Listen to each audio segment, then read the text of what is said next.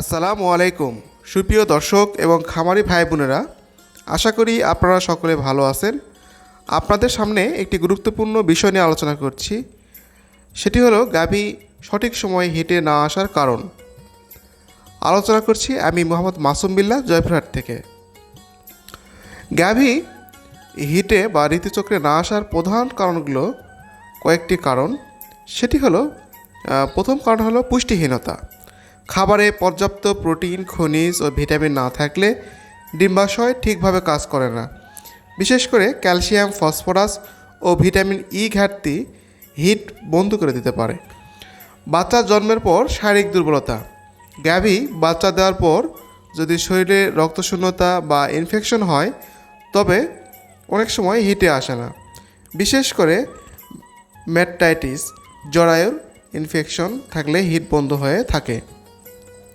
3 নম্বর কারণ হলো হরমোনজনিত সমস্যা।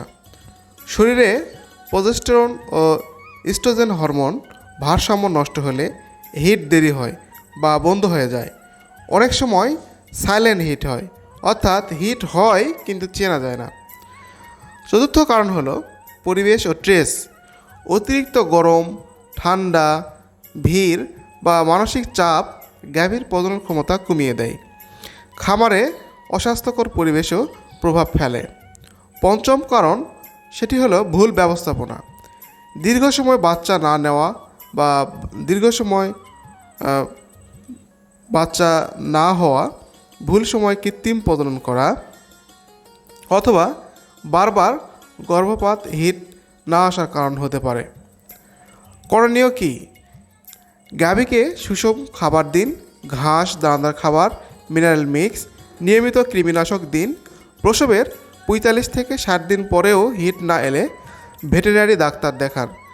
প্রয়োজনে doctor hormone therapy, PGF2 alpha বা GnRH দিতে পারেন। তো বন্ধুরা, নতুন নতুন আরও ভিডিও পেতে আমাদের এই চ্যানেলটাতে সাবস্ক্রাইব করে আমাদের সঙ্গেই থাকুন।